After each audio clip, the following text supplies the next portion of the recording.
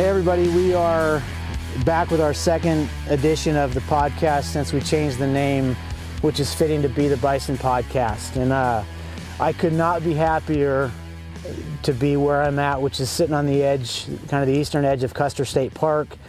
And I'm here with the herd manager of Custer State Park, who's also a private bison herd manager. He has his own herd, which we're in right now, and this is Chad Kremer. Chad, I'm going to let Chad talk so you guys don't have to listen to me run my mouth, but we're going to talk a little bit about Chad himself and obviously these animals around us right now. And I want to put it out real quick because I know people are going to watch this and think that this is crazy, but Chad's been doing this for 30 years. He's been working at the park for 18, 19 years, managing the Custer State herd. This is his personal herd of animals that he tends to every single day. We're keeping a safe distance. It's nice and calm. Everything's under control. I don't recommend trying this if you've never been around bison. I wouldn't come this close to bison. Keep 100 yards away. Chad's going to talk a little bit more about his herd and safety, but couldn't be more honored to be out here on the edge of Custer State Park with one of the best bison herd managers in the entire country. Chad, thanks for coming on. Hey, thanks for having me, Bert. Yes, sir. So, I'm going to start this off a little different because the path has obviously brought you here to managing, I'd say, one of 10 park herds in the country that kind of goes back to the early 1900s, late 1800s when bison got revived. Yep. I say revived, regenerated, bringing that population back. What was your first job? What age and what was your first job ever that you got paid money for? Well, growing up on a farm in southwest Minnesota, I guess we did get paid some, but it would have been probably walking beans or picking rocks. Picking rocks? I guess when I think about it, is probably the very first one. And so every farmer and rancher knows picking rock. What, for those that don't know, picking rock, talk about picking rock. Anybody that does any farmer and rancher? Out in the crop fields and in Minnesota there, I mean, we don't have rock like out here in the Black Hills, but because of tillage and planting and combines and that, the rocks would get tilled up to the surface. So we got the joy of going out there, usually spring and fall after the crops were harvested, and picking up rocks and putting them on a wagon and then go throwing them in the ditch somewhere. So you can start plowing and getting ready for the next year. The next crop season. Yep. So from there, we talked about it a little bit, but when did your fascination with these animals, and who's this one here? This is Cranberry.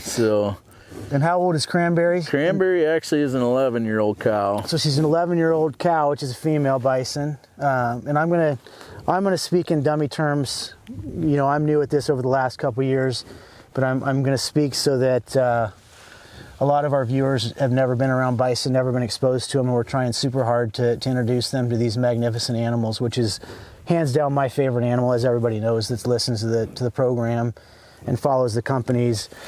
But when did you get fascinated with bison? How did this fascination with bison for you start? So I really started in college.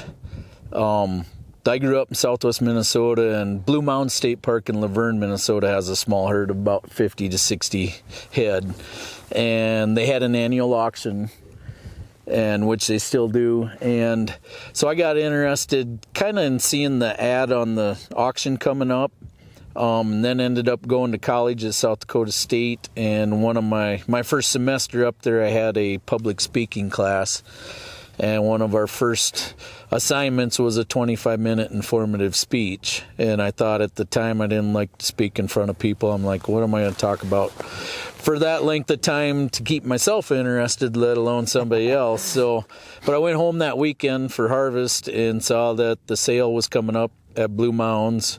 And I remember back, I had seen it a year or two before, and it had interest in it, but never went to it and made it happen. Right, and this is a bison sale, so yep, every year they have an annual sale, because that's a good segue into real quick to deviate. Parks, ranches, at some point you have so much space for these animals, whether it's on a park like Custer State Park, 71,000 acres. Yep. You said it's about 13 miles by 8 miles. if you let the animals just continue to breed and continue to grow the herd, eventually what will happen? They'll overgraze their habitat. So if you let them numbers just continue to grow, eventually, you know, with precipitation and droughts and things, they overgraze. And then, you know, somehow the population is going to decline. Right. So we manage like they're just like any other ranch. You can only run so much your carrying capacity on the land and forage.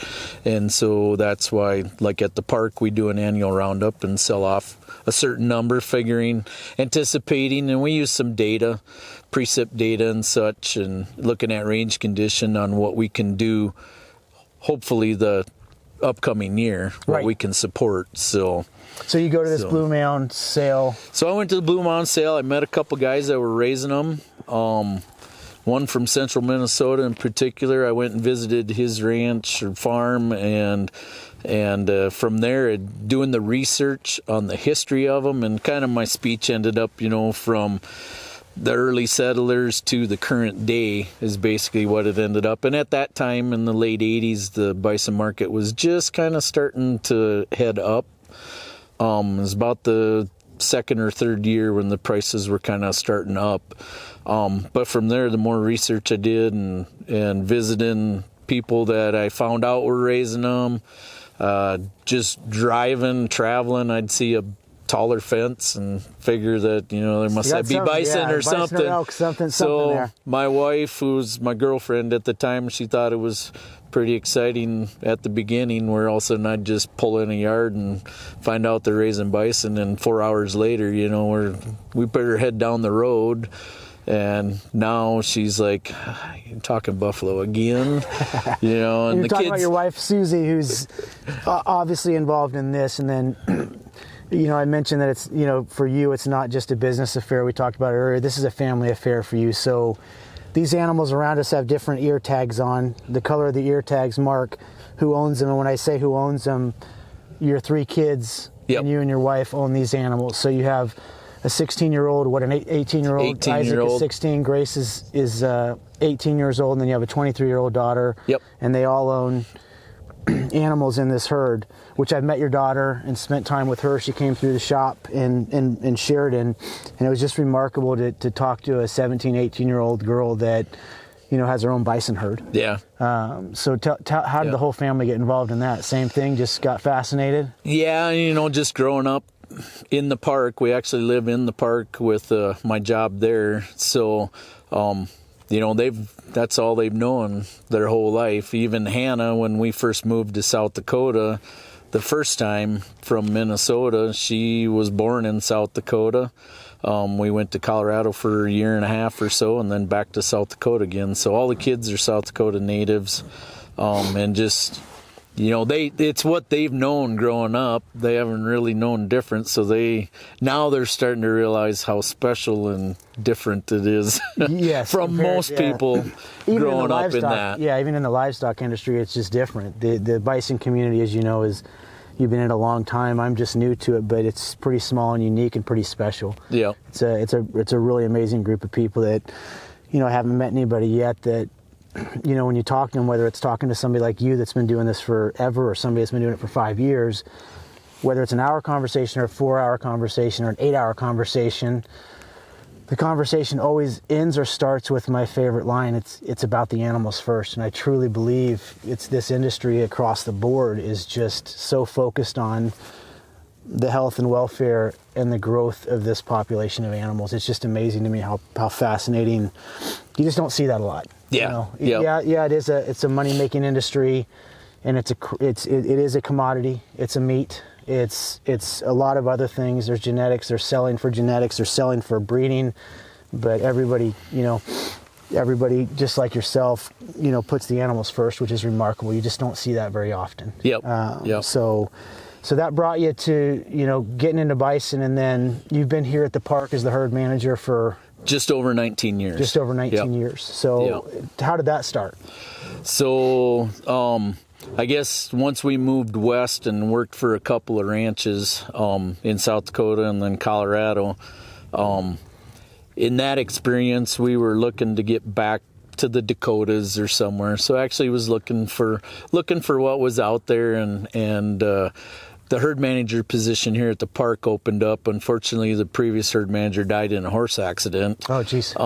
They raised horses, and he had a wreck with one, ended up dying from it. But actually out in the Bighorns up in the wilderness. So, oh, wow.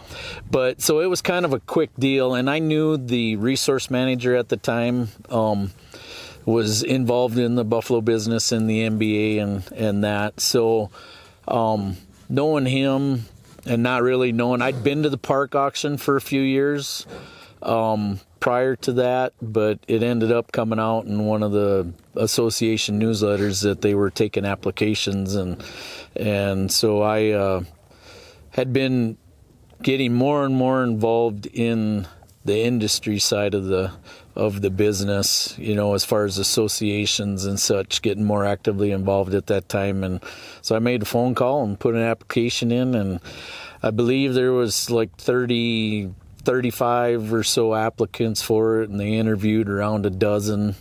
And I was the lucky guy that was blessed to get picked for it. So, but it's where my passion was. Yeah.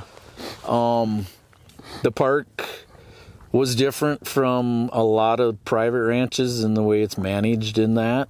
So, like I said earlier, it kind of showed me after going through a season or two at the park, what the animals themselves can do. And, they've been in the park now for over 100 years. Yeah, it's pretty remarkable. One of the, when you and I were talking earlier when I got here, you had told me a story about, in the park, about finding a spot that had a spring, and you were looking at adding more water, and then you started to build that, build the tanks, pump everything you needed to get that well going, and then you kind of stopped and backed off. What was your reason? Yeah. I was fascinated by it because it's a great story. Yeah, I'll let you tell it a lot better than I do. And for the way it's managed, I just got to thinking, when I started, we only had 2 electric pumped wells for the whole park. And of course, coming into it the first few months, I hadn't had the time to get out and explore more. But as that first year went by, or year to 2 years, there's a lot in this country in the hills. There's a lot of seeps and springs scattered out. So the more I got out, the more I found, and you follow the buffalo trails, the game trails, they'll lead you to those water sources. But kind of traditional thinking, I started thinking, well, here the water's running down this little draw, and they've got it all tore up from water, and the bison and the elk primarily. Thinking, well, I should develop it, put it into a tank so it's cleaner water, they're not sucking out of their footprints, that kind of deal. And then, of course, you want to protect the spring area, so it's fencing that out, plumbing it into a tank. And then you got maintaining the tank itself and the gravel or soil around it and all of that. And got pretty fired up about doing that with a couple of good springs that they use. And then I got to thinking about it. I backed up and I said, why? They've been here 80, 90 years. If I make those improvements, now I need to maintain them. There's no health issues that I can see in the herd as far as the animals, so what's the point in doing it if they're healthy and they're getting by? I mean, they're doing what they've been doing, like you say, for millions of years. So, but it's just man. I was thinking, well, this will be better for them to do that. And after realizing that they've been here for decades, what's the point in doing that? There may be some advantage, on smaller acreages. I could see that, where there's not sufficient enough room for them. And like bison, you've and learned, I've seen it over the years. They come to water, and some ranches and friends I know that are intensively rotational grazing, they need to have the capacity because they're such a herd animal. When they come, they mostly all come, right. And sometimes you get them younger, less dominant animals that don't get a sufficient drink of water, and the herd starts heading out. Their herd instinct's stronger. They'll go with the herd rather than getting the water. Yeah, right. So you end up with that scenario. So you got to take it for each place, and that's what I've learned over the years, telling people that looking at getting into the business and raising them. Each property is different. You got to figure out what your objectives are, what your landscape objectives are, what your animal objective is. If you just want them to look at, take a property and put a few out there that you don't have to do anything with them. Right. Just let Except them be. check fences, let them be buffalo. Let them be buffalo. If it's more of a production model, then you're going to make improvements that try to improve that. So you got to, I get a lot of people over the years that come and are interested in getting into raising them. And I start asking questions like this, and a lot of them have no idea about it. They're like, well, I never thought of that. They just all of a sudden think they want to get some buffalo and put them out there. Right. Well, like goats or alpacas or there's anything else. Lots of people get into them, have no way of, handling them, capturing them. And now all of a sudden they've got too many. Right. They don't know what to do. They don't have the heart to harvest them. Find somebody to do now, that. When you say harvest, you're talking about putting the animal down and harvesting the meat, harvesting, Yep. And typically, animals, it's a fact of life. Everybody loves bison. They like going to the parks. This one, Custer, Yellowstone, Caprock, Wind Cave. I can name, 5 or 6 other parks that, Badlands, I don't want to leave anybody out, but it's good to go see them. But when you manage a herd, one of the hard parts of managing a herd for you is you got to harvest animals. Bulls get old. Yep. Cows get old. Typically, how old does a bull stick around and actually breed and produce calves? It depends. Like in the park with a model like that, we figure through their 10th season for breeding purposes, and then we have a trophy hunt that we sell, and it's a public drawing hunt. So people we can have, go online, they can apply. Yep, we have a few hundred applicants every year for it. It's grown significantly in my time at the park, but and those folks can actually come to the park. They're side by side, shoulder to shoulder with you for a couple days. Yep. And they go out and they have an opportunity to harvest an animal who more or less have to get rid of. Yep. And we've had bulls make 15. Well, the oldest one's been 17. Usually by 14, 15, we've located them and ended up harvesting one. But and you talked about, just so people that aren't familiar with it, you talked about bulls. A 4-year-old bison, a 3-year-old bison is big to most people. They'll see it, they'll come up and see it. But when you talk about a bison bull, sexual maturity, you said it, your magic number after watching animals for decades is 8 years old. That's kind of prime. They're ready to rock and roll. They're fighting for dominance in the herd. They're fighting for dominance in mating, and they're the most powerful and kind of at their peak. Is that correct? Yeah. Yep. From what I've seen, they mature slower than like beef cattle, so really about 5-6 years age before they really are starting to get at their peak. But I've seen in the park, and the bulls in particular, you said that I tell people, from about the 7, 8, 9 year olds. Some of the 6s, depending on size, that's when they're getting to their peak size. But I would say 8-year-olds, if I had to pick one age class. Those 8-year-old bulls are physically on top of their game. They may get a little heavier and bigger, but once they hit 10 plus, depending on the individual, they don't have it physically. They can tend to get a little bit ornery and angry and kind of agitated pretty easily. And then let's talk females. So you have cows, heifers. Females. When do they start breeding, and how long can a good cow continue to breed on average? Yep. So typically they don't breed till they're their first year, so they'll have their first calf as a 3-year-old. And so the maturity wise, we were just talking about, when you think about that, it makes sense that they have a longer longevity as far as production too, compared to beef cattle. So they don't have their first one till they're 3. They really are growing until they're about 6, and then they're starting to reach their mature size. So we've had in the park, I've had a couple cows make 24. They weren't productive up to that, but they started missing. We changed the model we had in the park after I started. When I first started, we were capped at 10 years age. So all the cows after their 10th season were sold. The bulls we did the hunts on. And you also, I'm interrupting you here on a few of these when you talk about them, but when you say sold. So every year in November or so, and I've actually experienced this myself, we bought a couple bulls from you 2 years ago. Yep. Which are remarkable. We were talking about it. The bulls we bought from you, when I think livestock, and I've been around beef cow ranches in Texas. That's how Bison Union started, working on a ranch for Buster Frierson down there. But when you look at livestock as a whole across the board, in my opinion, I look at it like, athletic ability in these animals.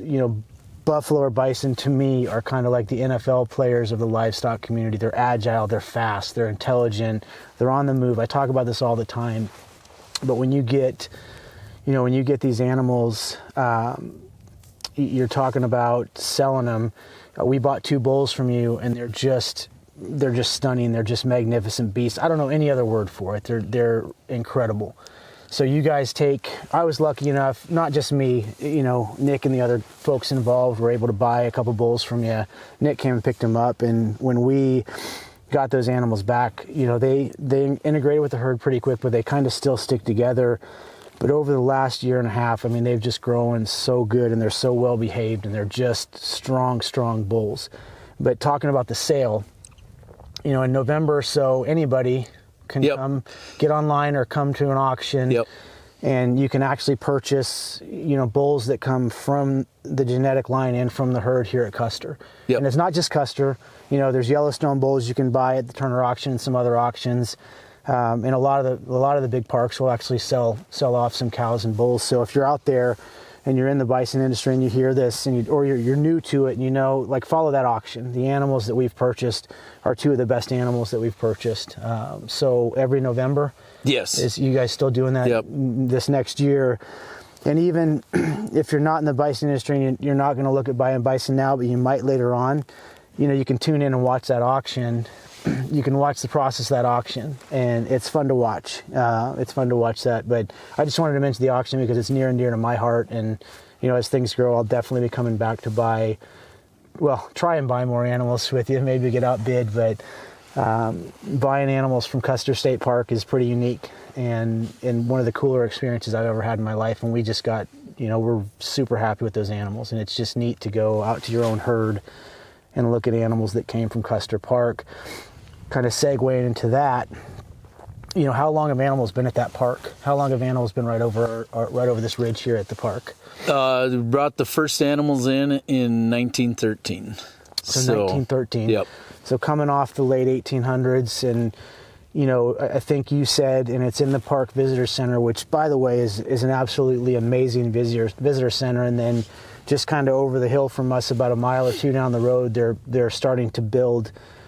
I think it'll be the first in the country, correct? Yeah. First, it's an actual bison center right next to the corrals for the state park. But there's a pretty interesting and beautiful visitor center. And I think you had said it, when the first herd got here, the park bought 36 animals. 36 head of buffalo for $11,000. Yep. And that was in 1913, not from the Scotty Phillip herd out of Fort Pierce, South Dakota. And it wasn't long before that there was probably, the number is different kind of everywhere you ask, but, kind of that hard number is bison got down to about 1,000 animals, maybe less. And we'll talk more about that when we get to the podcast studio later, really dive into talking bison. Today, I just kind of wanted to focus on you, your family, and the Custer herd, but, it's pretty remarkable that the park took that step and the conservation side of it to bring those animals here and put 36 animals in. And what do you have now? We are about 1,050 right now in the park. So and it kind of sits right at that 900 to 1,000 range? Right around 1,000, just under 1,000 to 1,000. We're actually increasing now. We've been watching since we had a major fire 3 years ago in December, and that burned off a lot of timber area adjacent to the prairie area in the park. So we've been after that first season, watching where they started utilizing areas they hadn't before on ridges like behind us here and Right. stuff, we kind of knew we were going to be able to increase the number, carrying capacity on that. So we're actually a little bit over what our normal overwinter number would be after surplus for a year. And then we monitor precip. We have some data. We use precip and range condition to determine what our numbers are going to be for a year. So we have the whole park is rated for a carrying capacity. So many animal units are allotted to the bison, so many of the elk, the deer, and on and on. So you don't, that's a great segue into talking, the park is different than these animals right here. These animals right here are your private herd next to the park, and they interact with animals, but once you get inside the park, it's a whole other ecosystem and dynamic, even though it's, same animals, same stuff. But when you're managing a park, your piece is managed in the bison herd, but you have to compete with elk, mule deer, whitetail. I mean, I could name... this park's got just as many animals as any other park in the country, to include Yellowstone. Obviously, there's probably not too many wolves or grizzly bears around here. Not yet. Not yet, but as things go on. But but managing that inside of a park, and like you said, you get too many of one species of animals, and it affects the entire ecosystem. Yeah. Whether it's a bird, whether it's a grass, whether it's bison, which is remarkable to me. And I've seen, 19 years. I started, we were in a drought period, which ended up being about 5 to 6 years long. And then, in fact, just yesterday I finished up my precip data from the previous water year here and looking at planning for the next year. And we ended up just from one year to the next, or last year, the 19 water year, we were 55% of what our average is, cumulative average, since we've kept data from this weather station in the park, which was October 84 when it was started. So we're in the just over 18 inches range of precipitation here on the eastern slope of the hills. But we were at 10, just over 10 inches this past year. So just taking that water year, although we had good forage last year, but considering, ground moisture with that, that's where you start planning on, okay, where's our carrying capacity going to be for this next season? And it's like I've learned and tell people, it's still your best guesstimate. You have this data that you can use and look at your current conditions, but you're still taking the best guestimate what's coming next year. Because Mother Nature, Black we're not Hills. Controlling what she does. So no, which is, last year it changes so much from year to year. Like the Bighorns where I'm at, we got 267 inches of snow last year, which is insane. There's a lot of snow last year, but which is a good question. It gets cold here. How cold is it going to get in the next month or so? Like, it's warm today. It's probably, 30 degrees, 40 degrees? Yeah, I think we're mid-30s today. It's just, there's no wind, so it's kind of dry here. So I'm literally just wearing a hooded sweatshirt. It feels actually really nice out. Yeah. It feels good. Yeah. But how cold does it get here, and how do these animals do? Because that's a question I always get asked. Well, how cold? When do bison feel like they're cold? How cold is it here, and how do bison and bison or buffalo, same word for those listening. I get asked that question. Yeah. You probably have too. Yeah. What's the difference between a bison and a buffalo? The North American buffalo and a bison are the same animal. Yeah. But how do they do in cold weather? They do fine. They like it when it starts getting single digits. You'll see them out running, playing, kicking their heels up and stuff. And we have a lot of difference in the Black Hills from the north to the south, and we're actually considered in the southern Black Hills in Custer Park and here.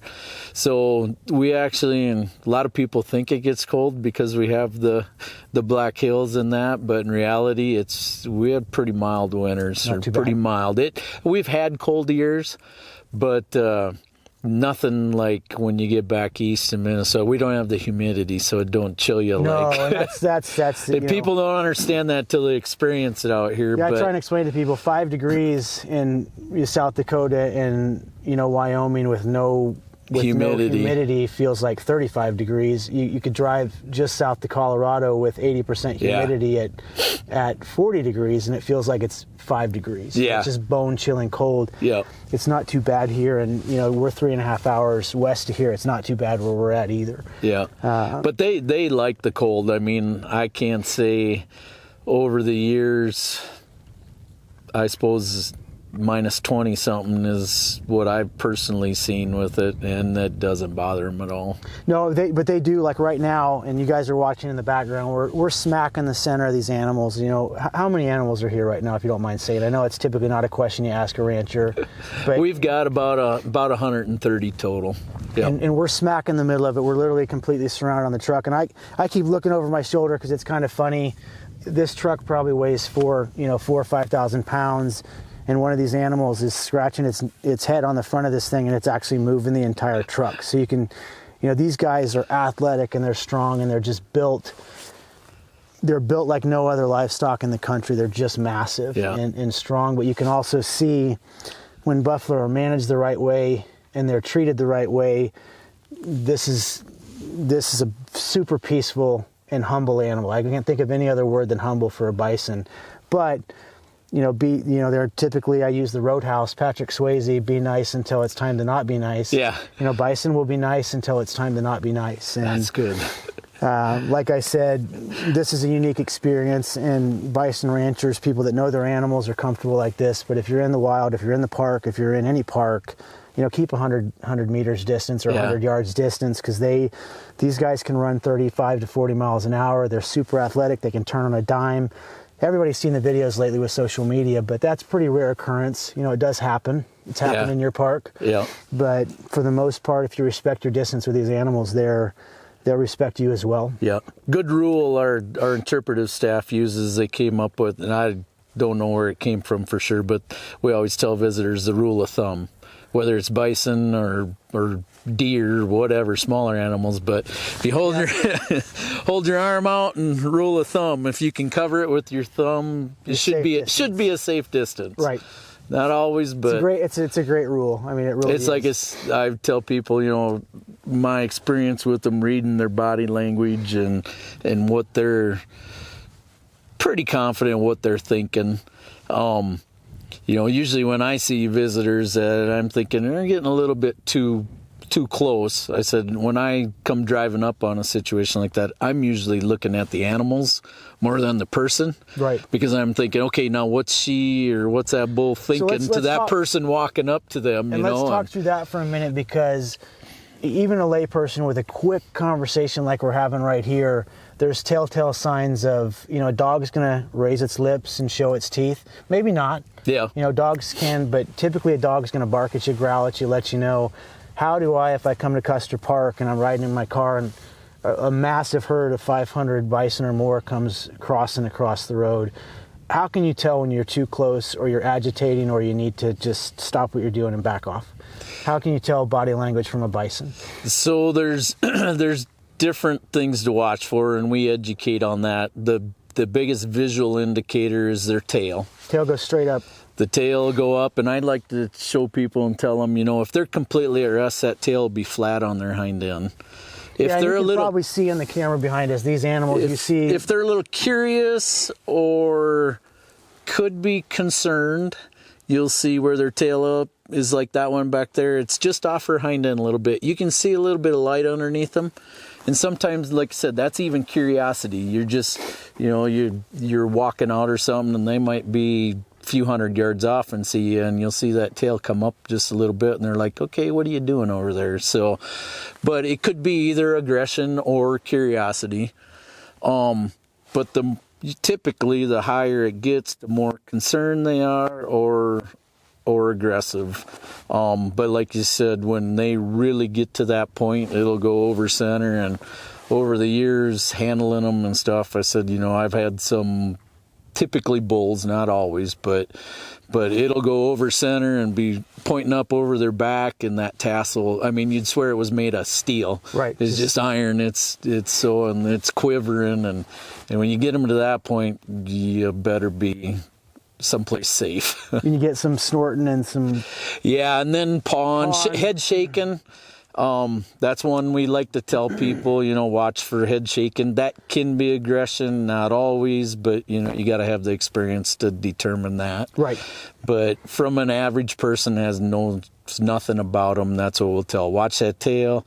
If they shake their head, like you say, pawing, it can be aggression. It isn't always, but it's a good thing to tell people. If they are, you probably don't want to be around there. So you're too close, back up. Back off. And, I use my military experience with the language and the verbiage of closing the distance. You got a bad guy, you want to close the distance. With bison, that bison right now is probably 30 feet away, but that bison, if they really wanted to, they're calm, they can close that distance.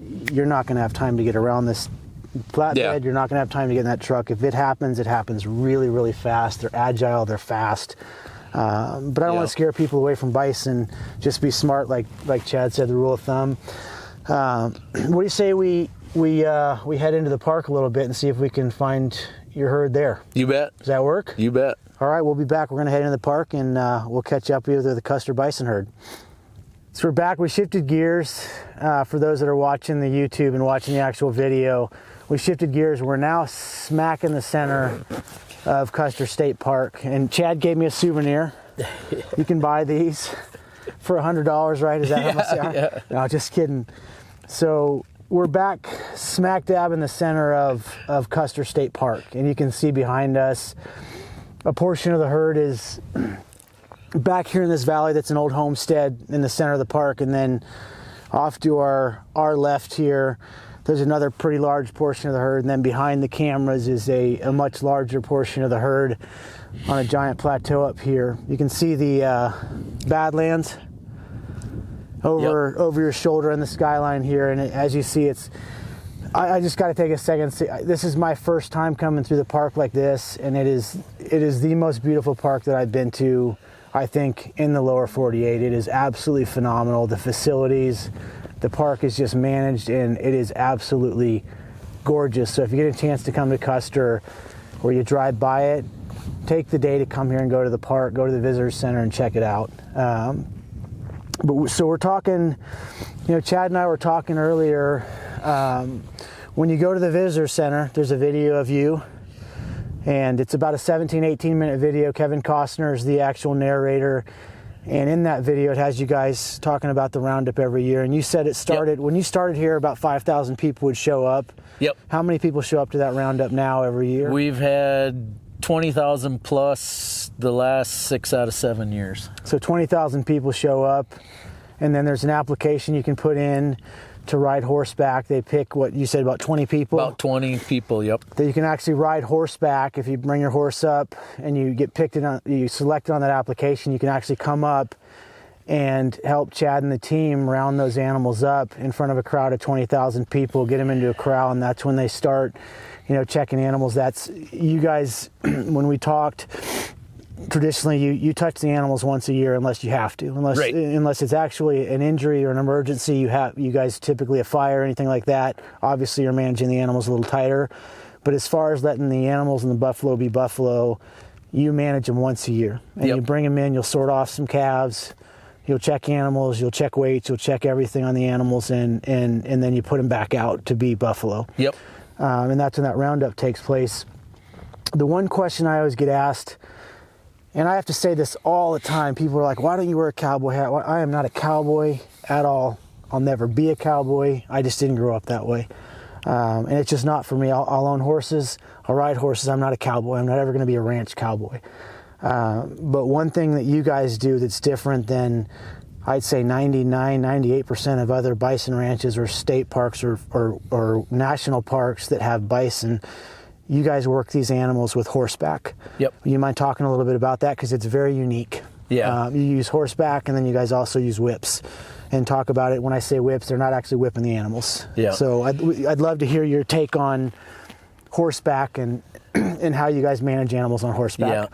Yeah. As far as the official roundup, as far as I've been told and have read, they've used horses even back before the official roundup started. So just staff would use it, moving them or checking them, and then once the roundup became a somewhat tourist event, they would have local riders, 30, 40 years ago, from people that have been here that long and helped, telling me, they'd just say, well, this Sunday we're gonna round up, show up back where we were at there on the highway. That area is called cow camp. It's like be at cow camp at 1 o'clock, and we're gonna go move the herd closer to the corral. And have your horse saddled and be ready. There to might go. be 25 people show up. There was maybe 80 people showed up. Right. Wasn't as organized as it is now. They just showed up, and when it was like, okay, let's go, away they went with them. So it's become much more organized now, and especially with the tourism side of it. But it's like you say, working bison with horses. I know some other friends and producers out there that do it. There's some other public herds that do it. You'll get the other side, especially now with social media, reading groups and forums. Oh, you can't use horses or don't use horses. It's like anything, horses, dogs, whips. You have to acclimate them to it. It's like I said, you can't, and even I've learned over the years, I don't call them tame animals. You bottle fed or you get them to eat out of your hand. They're habituated or acclimated. They're not tame. Right. They still are a wild animal. So it's just like I've had some healers and dogs over the years we use working on bison too. And you have to habituate or acclimate those bison to working them with a dog, with a horse, with a herd. I mean, I've been in other herds with horses. An example here at Custer Park, Wind Cave is adjacent to us. Over the years, we've gone down in there to help them and stuff, and you jump a horse out of the trailer, and them bison will actually come over because they're curious. They don't see them as often as we do in Custer Park. They'll come over, they're curious, and I remember the first time I was down there, you cracked a whip, and they kind of looked at you like, what was that? And you start doing a little more, and then it's like, oh, I don't like that. And right. They'd start moving away. So, and you don't actually, I know you don't, but I'm just clarifying for people that are watching and listening to this. You're not whipping the animals. The whip doesn't even come close to the animal. You're just, it's an auditory and a visual response. They're seeing something move, and they're hearing a crack, and they don't like sudden noises and fast movement. Right? Yep. It's that crack of the sound of the whip, and even twirling it. So most people use a stock whip or a bull whip. So while we're talking, you got a whip on your dashboard. Can we get, without mess these animals up, if you whip that thing right now? Sure. I mean, would you do it, or is that something we couldn't do right now because you don't want to spook these guys? No, I'd love to see you. We could do it. It might move them off. I mean, if I do it once, it's. Do you mind doing it while we're on camera here? I sure can. Do you mind grabbing it and let's see this? I'm putting you on the spot here. Sorry about that, but I would love to see this.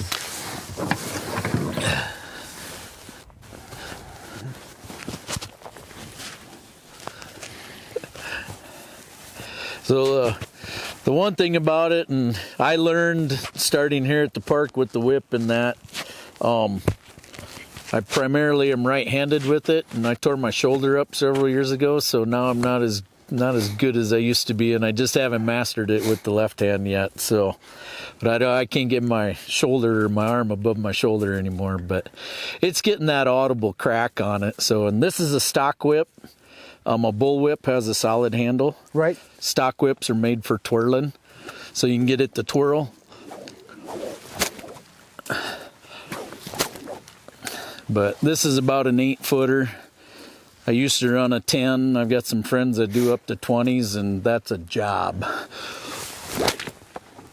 But yeah, we use them horseback running with it. It's just that sound. You can kind of see it's getting their attention to look, if along combined with movement. Yeah, they're and the crack of the whip, you start getting them to somewhat do what you want them to do. I love it. Thanks for doing that. I hate to put you on the spot, but man, it's just fascinating to see. But now we could really get it interesting and let you try at it. Have me give a shot. Let's do this. Don't wrap it around your neck, though. I won't. So where am I grabbing this? The big thing is, hold on. And you want to go around, but just like anything, you want to follow through, and that's where people get themselves in trouble. Okay. Is you want to crack it usually like out here. So I'm Most going, people want to go right in front of them, but that's when it comes back in your face. So I'm going around and around and then Yep. pop. So you want to go around like this and then aim out there. Okay. But you want to follow through with your wrist because it's in your wrist that gets it to snap. Okay. But after it snaps, follow through with it behind you because if you stop there, that's when it's coming back at you. So So after you snap it, take your arm out to the side and bring it back. Okay. Yep. Man, should I be wearing eye protection for this? We've had people put helmets and goggles on. Oh, man. I'll get it. Go. So aim, snap it at me. Okay. Yep. Look at me and snap it out. There you go. Yep. And then take your arm back behind you. There you go.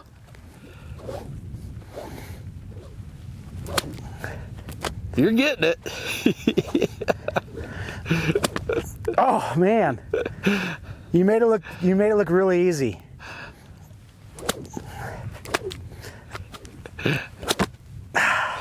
Let me see you do it one more time here. I look like an idiot trying to catch SWAT flies or something.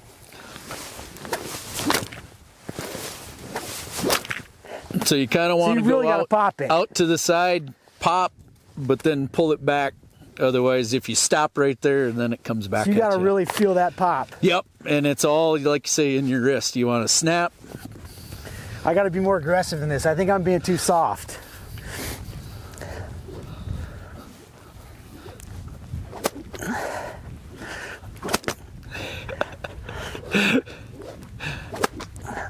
You're getting it. There we go. Okay. Yeah. I tried. I got to practice. I got to get one of these things now and practice. That's going to drive me nuts that I couldn't get it. Well, if I remember right, King Saddlery's got him. Oh, they got him. Ryan King. Yeah. I'll hit Ryan up and I'll get one for sure. Been over there a few times and seen him. So Ryan's a good buddy. He actually comes in the coffee shop every day. Not a better family on the planet. yeah. I'll have to go in there and get one and practice. Man, you made that look easy. I look like an idiot swinging a garden hose around. So, you guys, again, like horseback, I think, traditionally, it's just awesome that you guys are out here horseback. And, you see nowadays, and there's, I'm not knocking one way or the other, but there's horseback. What are some of the other means you guys use? Four-wheelers? Yeah, we don't too much in the park. Well, it's getting to be more and more every year. Four-wheeler, ATVs or UTVs and stuff. And it's convenience. And it's a lot easier to just jump on something like that, turn the key and go move them or do what you got to do rather than catch the horse up and saddle it and trailer it and do all that. And obviously you guys use trucks as well. Yep. Because you got equipment in here, radios, first aid kits, stuff like that, just for, for emergencies. But yep. It's pretty remarkable. These animals have been here for 100 plus years, and on top of that, you guys are still using horseback and doing pretty traditional. I mean, not much has changed. Right. I know you guys will use radios, communications, but other than that, not much has changed. Not a lot. No. Since you guys brought him here, which is remarkable. You can feel it while you're here. Again, if you get a chance to come see these animals and drive to the park, it's absolutely phenomenal. One thing here in the park using horses, in my experience, and I learned to ride when I started this job. I rode a little bit before that, but I was just a fixture on the horse.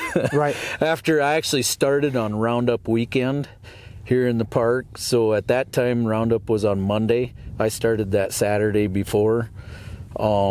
And at that time, we actually did a 2-day push. So on Sunday, we would gather them from back west here a couple of miles and take them closer to the corral.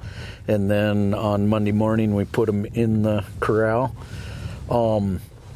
But that first year, being up here on this area called Hay Flats, we would drop off the edge of the butte over there by that tree. And I remember just our core team did kind of a little ride the day before, and we rode up to that edge of that, and it's, I don't even know, 150 foot in elevation going down. But one gentleman that I've become good friends with, he's one of our team leaders and quite a horseman and cowboy. Bob Lannis, I remember he said, oh, it'll be great tomorrow. He says, we're going to be on a run and over the edge we go. And he says, people say it looks like brown water flowing over the rocks in a river and stuff. And I looked down that hill going, I don't know about you. I'm gonna be back here taking my time, and I was the next day letting the horse just do his thing, and all of a sudden I hear this banging and clanging behind me and rocks rolling, and I turn around and they're coming over the edge with a couple pickups too. And I'm like, these people are crazy. Yeah, man, that's great. But now you're doing it with a whip on your horse, like the man from Snowy River, yeah. rearing back and popping your whip. No, that's incredible. I look forward to coming out here for that. Let's talk a little bit, because it's another question.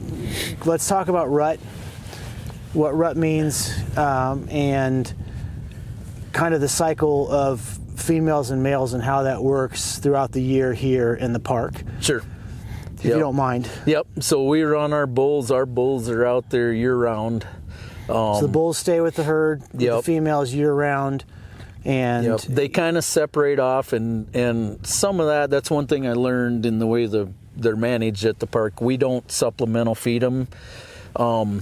They did a little bit the first couple of years I was here. We would supplement them with some range cubes or cake, it's called, typically in January, February for about 6 weeks or and so. the range cube or cake is just a compact version of, it's basically like taking a vitamin that's got the same nutrition that Yep.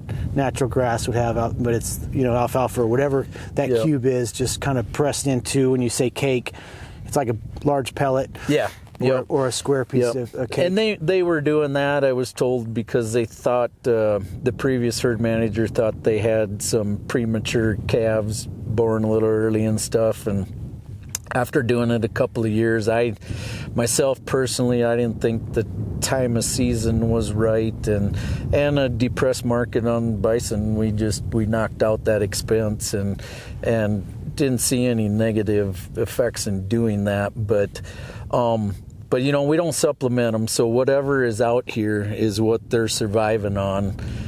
So typically bison, they need to lose some condition over the dormant season, over your winter, and that's one reason why calving they're easy calvers. They, for the most part, don't have much for problems. I think oh golly, going on 29 years of raising them, I can honestly say I can count on, less than 10 head I've ever had to help with any type of calving problem. Typically it's been a younger first or second calver, and that calf has gotten too big for whatever reason. So that's the most common problem I've ever seen. But well, and just as we're talking here, just that little commotion with me raising my voice and cracking that whip, me, I don't know what I was doing, but the portion of the herd that was right here next to us, probably 50 animals or so, has just slowly moved away. They're a pretty cautious animal. They're very intelligent, not the best eyesight, but they've got a very keen sense of smell, and Yep. and they can feel vibrations. They're smart. They watch. They listen. Great hearing. yeah. But just that little bit of commotion that I made, the herd, this Was portion of the enough herd to- is doing what bison do, and that's roaming. They're moving on, and they, something wasn't right, and they continue to move on a little bit. Yeah. So, But our like you're saying, our rut, it typically rut in the park here. We'll start seeing some pre-rut activity early July, usually around 4th of July. But the peak of our rut here is the last week of July, first week of August. okay.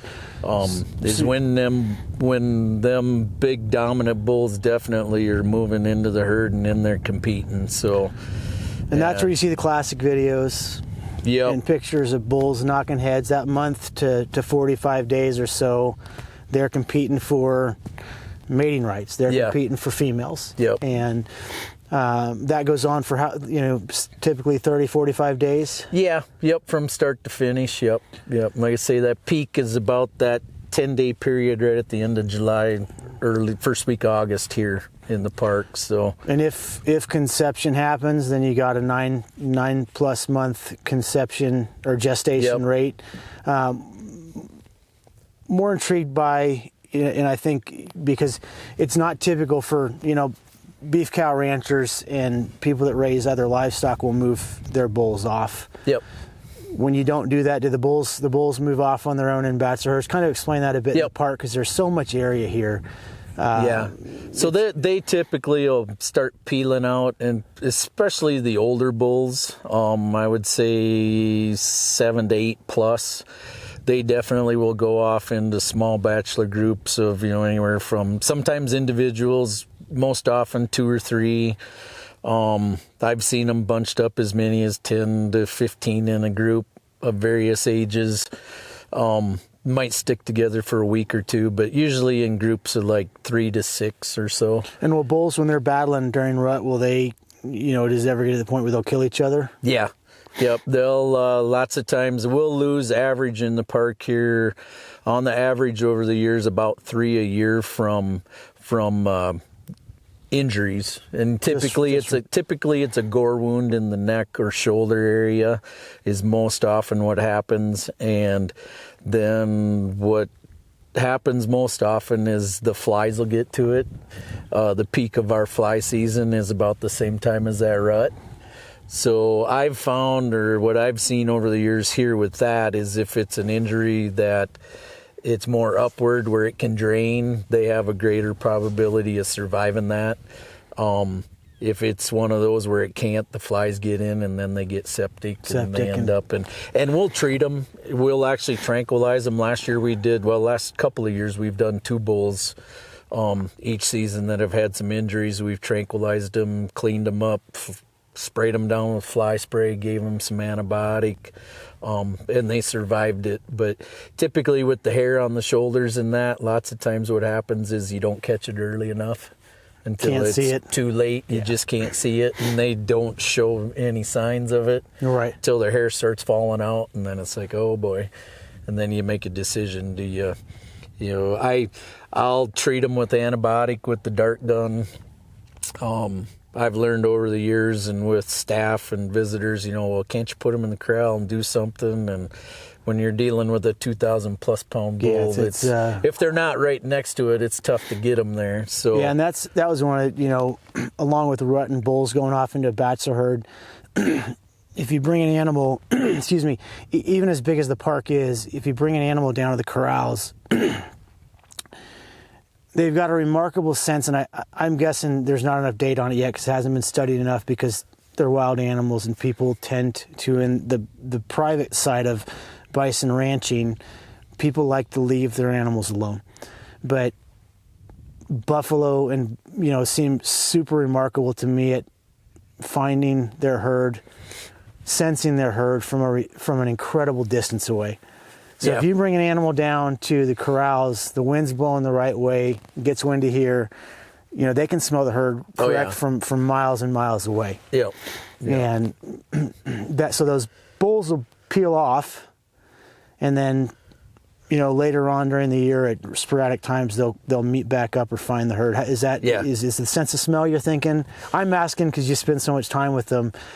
I think they do, and like here with the land area, I mean, them bulls will go up into some pretty rough country in the timber and on these ridges and drainages up there in the north end of the park over the year.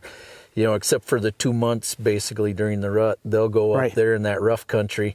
And then usually early July you see them, and a lot of our roads run the drainages.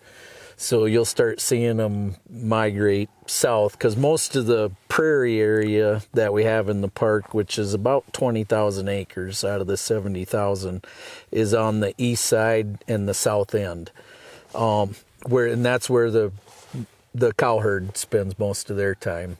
So those bulls will be, 8 miles, 10 miles up north in the northwest corner, and you'll see them along the highway, and they'll be another mile or 2 miles down the road the next day, and they might hang out for a day, and then they're on the move again, and they'll seek the cow herd out. The clock's ticking, and something happens, and they start moving. Like you say, they sense, they know that time of year, they know the terrain. Even another example of that is when we're doing roundup, we kind of stage the herd a few weeks before roundup. So I get a crew that comes in, and we'll run around the park wherever they're at and move them closer to the corral. We have a few thousand acres fenced. Some years, I've had several years where they're standing at the gate 2 days before, because we defer the grazing in that area by early summer. So they know that there's fresh grazing grass in there. Yeah. I mean, it'd be all over with if I opened the gate, they'd be in there, but I got a crew that's coming, so I wait. And some years they're right north of the corral. It takes us longer to ride out from the corral and get around them than it does when we actually get them moving to get them through the gate where they need to be. So, and I've had other years where they're all the way on the north end and we're riding 11 miles to push them. So To bring them back that whole distance. yeah. And I've learned, they have their travel routes, game trails, whatever you want to call them, that they like to use. I've learned experience over the years, don't fight them on that. It might be a longer in distance because you're weaving around and up and over the hills, but it's If they get on a good easier path. in terrain. You just let them go and don't let them get strung out too far. If you do that, you will get some that try to slip off, but we'll just let them go. And if you don't make it in the day, lots of times they're standing at the gate the next day anyway, by the time you get there. So I get people ask a lot, I like a roundup. Well, you don't get them all. And we don't want the breeding bulls, the older breeding bulls. We try to leave them behind because they're too dangerous when They're we're just working them. too big, too massive. Yep, How big, we talked about that driving from from your place over into the park. How big do large bulls get? So our bulls, from what I've found, they'll average 1,900 to a ton. And in doing the hunts that we do, the harvests on them, just doubling the carcass weight on them. The heaviest I've had would be almost 2,700 pounds. Jeez. He had a 1,260 pound carcass. And then, if they're not great condition, the lightest I'd have was 1,700 as a 10 plus. Jeez, wow, that's incredible. So 2,700 pounds. Yeah. I mean, that's like a small size, full size, but a small full size truck coming at you. And man, what an incredible animal. When you get through rut, you get to, April, May, that gestation period is up and they start calving. Yep. Let's talk about calving. Yep. Typically everybody with social media, calving season on the internet has become a phenomenon of like a tidal wave from the ranch community with beef cows. With bison, you don't see a lot of help with calving. Like you said, you've only helped half a dozen times or so or more over the whole time of being here. Why is that? Bison like to go off on their own. They like to have their calves in a safe environment. Kind of walk through, if you don't mind, what a calf weighs when it hits the ground, how fast a calf is up and moving. Obviously, that has to do with their evolution over time, whether you believe in evolution or not, but their evolution over time of getting up, they're moving, they're roamers, they're constantly on the move, and they're getting up fast predators. They don't want to get left behind if the herd moves and there's predators. So kind of walk through what a calf weighs and the first few hours of a calf's life to getting on its feet. Yep. So we see the first one here in the park usually within a week of the 1st of April every year since I've been here. Majority of them come in May. And they come out 85-90% of them in May. An average calf is about 45, 50 pounds when it's born. So they come out pretty small. They're orangish, called cinnamons. Another name, red dogs, some people call them, cinnamons. They're born that color. They will actually change or begin changing to the brown, black and brown color at about 3 months age, right in there. It can vary a little bit on individuals, but typically about that age.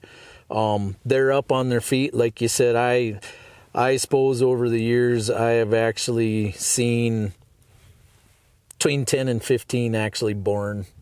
Standing up. Yep, just happened to come over, and typically they're on their feet sometimes as soon as 10 minutes. I mean, they'll be trying within 10 to 15 minutes, they'll be trying to stand up. Not always successful at it, but typically within 30 minutes they are up and walking and nursing and moving, and easily within an hour, I mean, they're ready to to run and start follow running, mom, which is fun to watch. I mean, yeah, they're if you ever pretty get a chance clumsy to at watch first. that, like watching a newborn calf over the first day to week, it's fun to watch them find their legs and start running. And then, that first few months, it's that same effect, and they're not pets, but that same effect of watching a puppy, goofy, awkward, but just getting the zoomies, as I call it, getting the zoomies and running around. But it's remarkable to watch. And then, as we talk, because a lot of people that watch this are going to go to Yellowstone, they're going to come to Custer Park, they're going to go to parks where they engage these animals, from their cars or on a hike, from a distance. That's one of those times, again, like other animals, mama cows are very, very, very protective, not Very just much. cows. And one of the things that fascinated me as I started to learn about bison and be around them is they'll form a nursery, and a lot of the calves will be in the same area with the same heifers that bred those animals, and they're very protective, correct? Yeah, yep. I've always said and learned, probably the most dangerous would be a bull during the rut, tending to a cow that's close to estrus, but second is cows that have just calved, and it depends on the individual. Cow, sometimes even until that calf is 6-10 months old, they'll be very aggressive towards you. Other ones, but most often, a lot of the bison don't want to even see you for the first 10 days to 2 weeks of that calf's life. I know when I first moved out west and got excited, the first year we calved on that ranch, we had them on a half section. We were excited. We saw the first calf out there, and we started out, and it was an older cow we'd bought at a sale. She went to the corner, hopped the fence, and just kept going.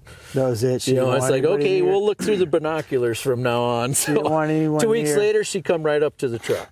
Yeah. But a lot of them, they just don't want you anywhere near. They feel you're a threat. And the other thing is like if you're out hiking here in the park, we have a lot of hiking. You come over the hill and surprise one, and boy, mom is going to be right there being awful protective and can be very, and the calves very aggressive. And the calves are like any other young species of any animal, especially mammals, that they might be curious or they might be very timid and shy. And I've been around some calves that were brand new that were pretty curious. Oh yeah. And mama's going to be curious too, but in a different way. And then diet. When those calves hit the ground, they're up within an hour or so. Maybe 10 minutes to an hour, they're up moving. What's the diet of a bison calf? Well, they're dependent on mother for the first at least 2 months. Nature happens, and sometimes something happens with that cow, and you end up with orphans. Which is different. I'm gonna jump in here and ask you. That's different than other livestock. Yes. You can, livestock and certain livestock, that mother will stay there and nurse. Bison are different in that sense. You mind explaining that a little bit? That they're moving animals. Sometimes they abandon them for some reasons, but they're not going to stick around sometimes. Yep. And you get an abandoned calf. That calf's either going to die. Yep. Or you're going to take that calf and nurse it. Yep.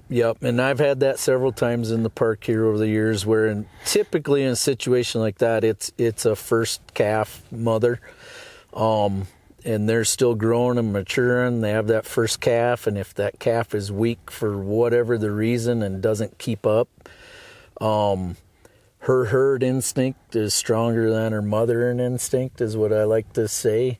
And she will leave that calf behind eventually if it doesn't keep up with them. My first experience on that, on one of the private ranches I first worked on and moved out west to, we had one like that. The calf was weak. We found it. We took it, nursed, bottle fed it, got it up and kicking around, took it back out to mom in the herd. She claimed it, let it go out there later that day or the next morning, and there's the calf laying there weak on the ground again. Picked it up after the third time of doing that. We just kept it because she just wasn't, her mothering instinct wasn't there yet.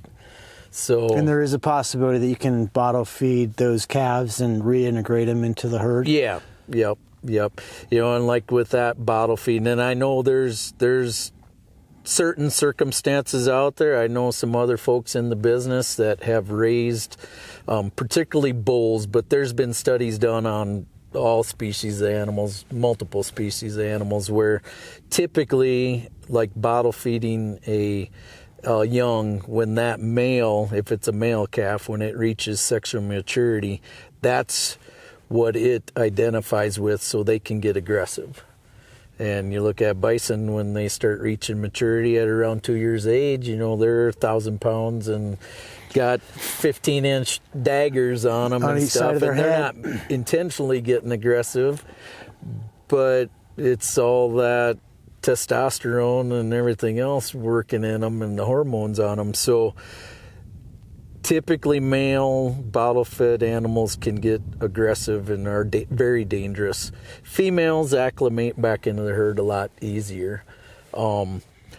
And like I said, there's exceptions out there. I know some folks that have bottle-raised calves, and even as big 10-plus-year-old mature bulls, if they're able to go up and buddy up to them and scratch them and all that kind of stuff. And that's a pretty special one. That they're not all like that. Yeah, I've seen a few on some of the bison groups and on the internet where people are next to a 2,500-pound bull, and they're 1 in 100,000 or a million that you get that one with that kind of temperament. Yeah, like that. a dog. Every now and then somebody gets a really, really, really, really special dog. Yep, exactly. Exactly. Well, Chad, I really appreciate having us out here. This is a absolutely incredible experience for me. I can't. If you'd asked me 10 years ago if I was ever going to be standing with the herd manager of a bison herd in Custer State Park, I would have said, "Man, there's no way. People don't get to do that." I'm really glad and honored that you opened up to us in the podcast to come out here and have us out here today. I can't appreciate it, tell you how much I appreciate it. And we're going to follow back up with Chad here in the studio, hopefully, in Sheridan. I know you and your family come over probably next week. We'll get in the studio or sometime soon and finish up another part of this and talk, big picture of bison and the bison industry. And Chad mentioned earlier in the podcast, the National Bison Association, absolutely phenomenal group of folks, and put out a lot of information for anybody that just wants to learn about bison. So, check out Custer Park, Google it, check out the National Bison Association, and then the Bison Center that we spoke of. They got some private donations, but with that private donation, the state was going to meet a certain amount there. Yep. And they're still fundraising for that to build a multi-million-dollar facility here that's going to allow people to come and see the corrals and get to interact with the team here when they're out and available doing stuff to interact with people. But it's not just going to be a simple building. It's a pretty awesome interactive experience, one of a kind, the first of its kind anywhere in the world to interact with bison. I think the goal for you guys opening that thing up is spring of 22, So spring of 22, so not far away, 13, 14 months away. You'll be able to come to the park and see an absolutely up-close, first-hand experience with what I think is the most majestic and best animal in the world, hands down. But Chad, thank you so much. Hey, you bet. I'll get with Ryan King and get myself a whip and start practicing, so I don't look like such a ding dong out here doing that. For those of you guys that are tuning in, we really appreciate it. Check out Custer Park and the Custer Bison Herd. Just Google it. There's a lot of information out there about it. There's a lot of photos of Chad and his team working these animals in the roundup. And we can't say thank you enough for joining the Be the Bison podcast. For those of you at home, say hi to your dogs and say hi to your bison.